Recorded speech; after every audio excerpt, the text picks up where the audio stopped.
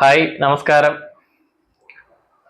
ഇന്ന് ഞാൻ വന്നിട്ടുള്ളത് നമ്മുടെ കേരളത്തിലെ ചൂട് നല്ല രീതിയിൽ കൂടിക്കൊണ്ടിരിക്കുന്നൊരു സമയമാണ്. അതുകൊണ്ട് തന്നെ ആർക്കും AC ഒഴിവാക്കാൻ പറ്റുന്നില്ല. മിക്കവാറും എല്ലാ സ്ഥലങ്ങളിലും 40 ഡിഗ്രിക്ക് മേളിലാണ് ഇപ്പൊ ചൂട് കാണിക്കുന്നത്. ഇന്ന് നമ്മുടെ എല്ലാ ചെറിയ സ്ഥാപനങ്ങളാണെങ്കിൽ പോലും, അതല്ലെങ്കിൽ വാഹനങ്ങളിലാണെങ്കിൽ പോലും, ഓഫീസുകളിലാണെങ്കിൽ പോലും AC ഒരു അത്യന്താപേക്ഷിത ഘടകമായിട്ട് മാറിയിരിക്കുകയാണ്.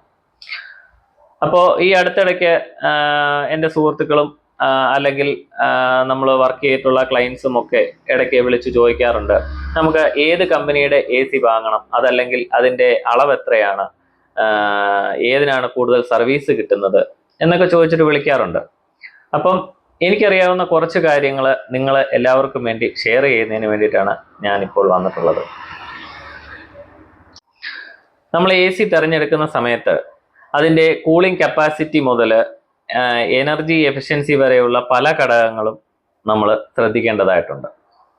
ഇപ്പോൾ നമ്മളൊരു ഷോപ്പിൽ ചെല്ലുമ്പം അവരെല്ലാ കാര്യങ്ങളും നമ്മളോട് പറയണമെന്നില്ല. നമ്മുടെ ബഡ്ജറ്റ് അനുസരിച്ച് അവർ പറയും ഇന്ന കമ്പനികളുണ്ട്, അതല്ലെങ്കിൽ അതിൻ്റെ സർവീസ് ഇങ്ങനെയാണ് എന്നുള്ള കാര്യങ്ങളാണ് നമ്മളെ അടുത്ത് പറയാറുള്ളത്. എന്നാലും നമുക്ക് പൊതുവായിട്ട് അറിയേണ്ട കുറച്ച് കാര്യങ്ങളുണ്ട്.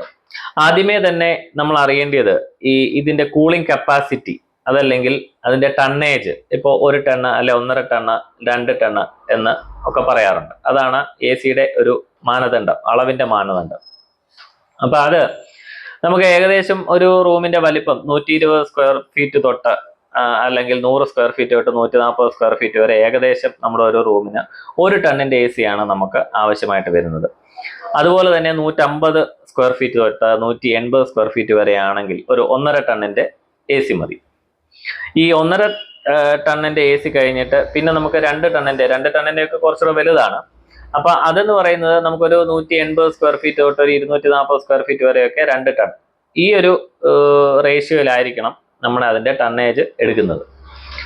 അപ്പൊ നോർമലി നമ്മുടെ വീടുകളൊക്കെ തന്നെ ഒരു 150 സ്ക്വയർ ഫീറ്റിനകത്തുള്ള വീടുകളാണ് വരുന്നത്. അവിടെയൊക്കെ നമുക്ക് 1 ടണ്ണൊക്കെ മതി. 140 മേളിലോട്ട് വരുമ്പോൾ മാത്രം 1.5 ടണ്ണൊക്കെ എടുത്താൽ മതി. ഇതാണ് ഒരു കാര്യം. അതുപോലെ തന്നെ അടുത്തത്, നമ്മൾ ഇതിന്റെ ഈ സ്റ്റാർ റേറ്റിംഗ്, നമ്മളിപ്പോൾ ഏത് പ്രോഡക്റ്റ് മേടിച്ചാലും അതിന്റെ റേറ്റിംഗ് നോക്കിയിട്ടാണ് മേടിക്കുന്നത്. അപ്പൊ അങ്ങനെ വരുമ്പം മിനിമം നമുക്ക് ഒരു 3 സ്റ്റാർ റേറ്റിംഗ് ഉള്ള കമ്പനിയുടെ എങ്കിലും വാങ്ങണം. അത് കഴിഞ്ഞ് പിന്നെ നമ്മുടെ ബഡ്ജറ്റ് അനുസരിച്ച് 4 സ്റ്റാർ അല്ലെങ്കിൽ 5 സ്റ്റാർ റേറ്റിംഗിലേക്ക് നമുക്ക് പോകാം. ഈ റേറ്റിംഗ് എന്ന് പറയുമ്പം ഈ 3 സ്റ്റാറിന് മേളിലോട്ടൊക്കെ വരുമ്പോഴത്തേന് നമുക്ക് കറണ്ട് ചാർജ് അത്രയും കുറയും. അതാണ് മെയിൻ. ഇപ്പോൾ 5 സ്റ്റാർ റേറ്റിംഗ് ഉള്ളതാണെങ്കിൽ കറണ്ട് ചാർജ് നല്ല കുറവായിരിക്കും.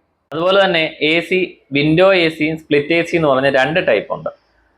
അപ്പം ഈ 2 ടൈപ്പില് സ്പ്ലിറ്റ് AC ആയിരിക്കും കൂടുതൽ നമ്മളെപ്പോഴും കണ്ടിട്ടുള്ളത്. വിൻഡോ AC കുറവാണ് അങ്ങനെ എടുക്കുന്നത്. വിൻഡോ ACക്ക് നമുക്ക് വിലക്കുറവുണ്ട്, അതിൻ്റെ ഇൻസ്റ്റലേഷൻ എളുപ്പമാണ്. അതുപോലെ അല്ല സ്പ്ലിറ്റ് AC എന്ന് പറയുന്നത്. സ്പ്ലിറ്റ് AC എന്ന് പറയുമ്പോൾ നമുക്ക് പല മോഡലുകളുണ്ട്, അത് കാണാൻ നല്ല ഭംഗിയുണ്ട്. പിന്നെ ഇതിന് സൗണ്ട് കുറവായിരിക്കും. സ്പ്ലിറ്റ് ACക്ക് വില കൂടുതലാണ്, എന്നാൽ തന്നെ സ്പ്ലിറ്റ് AC ആണ് നല്ലത്. അതുപോലെ തന്നെ AC നമ്മൾ വാങ്ങുമ്പോൾ ഇൻവേർട്ടർ ACകൾ തന്നെ നമ്മൾ ചോദിച്ച് വാങ്ങണം. ഇൻവേർട്ടർ ACകളുടെ ഒരു പ്രത്യേകത എന്ന് പറഞ്ഞാൽ വില കൂടുതലാണ്, എന്നാൽ തന്നെ ഇതിൻ്റെ AC എപ്പോഴും സ്ഥിരതയുള്ളതായിരിക്കും. കൂടാതെ തന്നെ കറണ്ട് ബില്ല് നമുക്ക് കുറവ് തരും. അതുപോലെ തന്നെ ദീർഘകാലം നിലനിൽക്കും. ഈ ദീർഘകാലം നല്ല പെർഫോമൻസോടുകൂടി തന്നെ നിൽക്കും. അതായത് ഇപ്പോൾ ഒരു 6 മാസം കഴിയുമ്പോഴത്തേന് ഇതിൻ്റെ പവറൊക്കെ കുറഞ്ഞ് ACക്ക് കൂളിംഗ് കുറവ് അങ്ങനെ വരില്ല. ഇപ്പോൾ എല്ലാ ബ്രാൻഡ് കമ്പനികളും, ഇപ്പോൾ വോൾട്ടാസ്, LG, ഡൈക്കൺ അങ്ങനെയുള്ള കമ്പനികളെല്ലാം തന്നെ നല്ല ലാസ്റ്റ് ചെയ്യുന്ന പ്രോഡക്റ്റാണ് നമുക്ക് തരുന്നത്. അതുകൊണ്ട് ഇതെല്ലാം ഇൻവേർട്ടർ ACകളാണ് കൂടുതലും ഉള്ളത്. അപ്പം ഞാനൊരു കമ്പനിയെ തന്നെ പറയുന്നില്ല. അപ്പം നമ്മൾ ഈ വക കാര്യങ്ങളൊക്കെ നമ്മൾ നോക്കി വാങ്ങുക. അതുപോലെ തന്നെ AC നമ്മൾ തിരഞ്ഞെടുക്കുമ്പോൾ നമ്മൾ എപ്പോഴും ബ്രാൻഡ് നോക്കണം. വില മാത്രം നോക്കാതെ ബ്രാൻഡ് നോക്കണം. ഇപ്പോൾ ഒരു ബ്രാൻഡിന് തന്നെ 2-3 ടൈപ്പ് മോഡലുകൾ കാണും, അതല്ലെങ്കിൽ നമുക്ക് പല ഫീച്ചേഴ്സ് കാണും. അപ്പം നമ്മൾ എപ്പോഴും ബ്രാൻഡുകൾ നോക്കണം, അതിൻ്റെ സ്റ്റാർ റേറ്റിംഗ് നോക്കണം. പിന്നെ നല്ല ബ്രാൻഡുകളാണെങ്കിൽ നമുക്ക് അടുത്തുള്ള സർവീസ് നമ്മൾ നോക്കണം. എപ്പോഴും നമുക്ക് സർവീസ് പ്രധാന ഒരു ഘടകമാണ്. കാര്യം എന്താണെന്ന് വെച്ചാൽ, നമ്മൾ വർഷത്തിൽ ഒരിക്കൽ AC നമ്മൾ ഉപയോഗിച്ചാലും ഇല്ലെങ്കിലും കൃത്യമായിട്ട് നമ്മൾ സർവീസ് ചെയ്യണം. കൃത്യമായിട്ട് സർവീസ് ചെയ്തെങ്കിൽ മാത്രമേ ഇതിൻ്റെ പ്രവർത്തനക്ഷമത കൃത്യമായി നടക്കുകയുള്ളൂ. ഒന്നാമത്തെ കാര്യം, നമ്മുടെ ഈ AC-യുടെ എയർ ഫിൽറ്ററിനകത്തല്ല എപ്പോഴും പൊടി കയറാനുള്ള ചാൻസുകൾ കൂടുതലാണ്. ഇതെപ്പോഴും നമ്മൾ ക്ലീൻ ചെയ്ത് ഉപയോഗിച്ചില്ലെങ്കിൽ നമ്മൾ എ സി ഉപയോഗിക്കുന്ന മുറിയിൽ നമുക്ക് എല്ലാവർക്കും ചിലപ്പോൾ ചുമയുണ്ടാവാം, അതല്ലെങ്കിൽ പനി ഉണ്ടാവാം, അങ്ങനെയുള്ള പല കാര്യങ്ങളും നമുക്ക് ഇതിനകത്ത് വരും. അപ്പൊ നമ്മൾ ഏത് പ്രോഡക്റ്റ് ഉപയോഗിക്കുമ്പോഴും നമ്മൾ ശ്രദ്ധിക്കാറുണ്ട് അല്ലേ? നമ്മളൊരു വാഹനം ഉപയോഗിക്കുകയാണെങ്കിൽ കൃത്യമായിട്ട് അതിന് സർവീസ് ചെയ്യാറുണ്ട്, അതിന് മെയിൻറ്റെയിൻ ചെയ്യാറുണ്ട് അല്ലേ?